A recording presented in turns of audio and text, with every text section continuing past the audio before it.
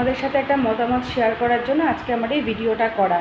কালকে সুপ্রিম কোর্টের রায়টা শুনে মনটা এতটাই খারাপ হয়ে গেছে যে বলার কথা না। কালকের থেকে আমার খুবই করুণ অবস্থা, খাওয়া দাওয়া করতে পারছি না, সারাক্ষণ মাথার মধ্যে একটাই চিন্তাভাবনা ঘোরাঘুরি করছে যে এই রাস্তার ছোটো ছোটো অবলা প্রাণগুলোকে কোথায় ফেলবে, তারা ওখানে খাবার দাবার পাবে কি পাবে না, হয়তো না খেয়েই মরে যাবে। একে তো ওরা বিনা ট্রিটমেন্টে তো মরেই যায়, তবু আমাদের সমাজে কারোর বাড়ির সামনে বসে থাকলে কি সে দয়া দেখিয়ে হলো এক ফোঁটা হয়তো ভাত বা এক টুকরো বিস্কুট হয়ে যাই হোক, এভাবেই তো ওরা লোকের লাথি ঝাঁটা খেয়ে রোগ ব্যাধি নিয়ে তো এভাবেই তারা বেঁচে রয়েছে। তাতেও মনে হচ্ছে সরকারের শান্তি হচ্ছে। এখন কি হবে, ওদেরকে নির্বাসন দেওয়া হবে। কি সুন্দর যুক্তি! অথচ সরকার থেকে ওদের জন্য কোনো ভ্যাকসিনেশনের ব্যবস্থা করবে না, কোনো স্টেরিলাইজেশনের ব্যবস্থা করবে, কিচ্ছু করবে না, কিন্তু ওদেরকে নির্বাসন দেবে। এবার ধরো কত কুকুরের ছোটো ছোটো বাচ্চা আছে, তারা হয়তো এখন মায়ের দুধের ওপরে নির্ভর করে বেঁচে আছে। মাকে একদিকে ফেলাবে, বাচ্চাদেরকে একদিকে ফেলাবে, তো ওরা না খেতে পেয়েই মরে যাবে।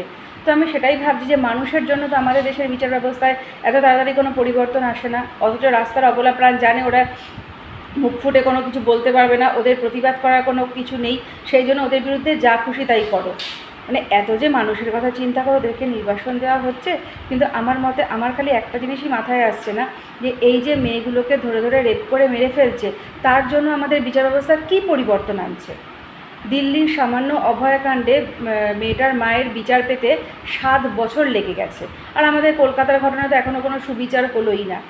অথচ রাস্তার অবলা প্রাণদের জন্য কি তাড়াতাড়ি আইনের রদবদল চলে আসছে। আমি সেটা চিন্তা করে ভাবি যে এখন আমরা যে কজন অ্যানিমেল লাভার রয়েছি, অন্তত তাদের এই মতামত বা এই রায়ের বিরুদ্ধে কিন্তু আওয়াজ তোলার দরকার, না হলে এই অবলা প্রাণগুলোকে বাঁচানো যাবে না।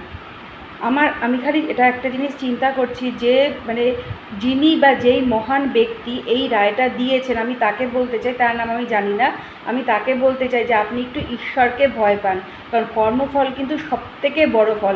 ভগবানের লাঠি যখন পড়ে তখন সেই লাঠিতে আওয়াজ হয় না, কিন্তু সেই লাঠিতে ছাল চামড়া হাড়গোড় পর্যন্ত উঠে চলে আসবে। ওই জন্য বলছি যে আপনি একটু ভগবানকে ভয় পান।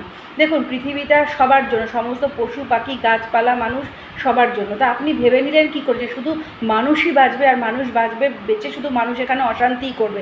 কোনো বাড়ির মহিলা একটু রাত বিরেতে অফিস থেকে ফিরতে পারবে না, কোনো অকেশন থেকে ফিরতে পারবে না, বা বন্ধুদের সঙ্গে ঘুরে ফিরে রাত বিরেতে ফিরতে পারবে না, তার একটা ভয়, তাকে রাস্তায় রেপ করে মেরে ভাগাড়ে ফেলে দিয়ে আসা হবে।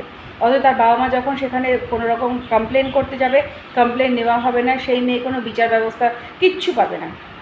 আমি সেই জন্য অ্যানিমেল লাভারদের কাছে হাত জোর করে অনুরোধ করছি যে আপনারা সুপ্রিম কোর্টের এই রায়ের বিরুদ্ধে আওয়াজ তুলুন, না হলে এই অবলা প্রাণগুলোকে কিন্তু কোনো মতেই বাঁচানো যাবে না।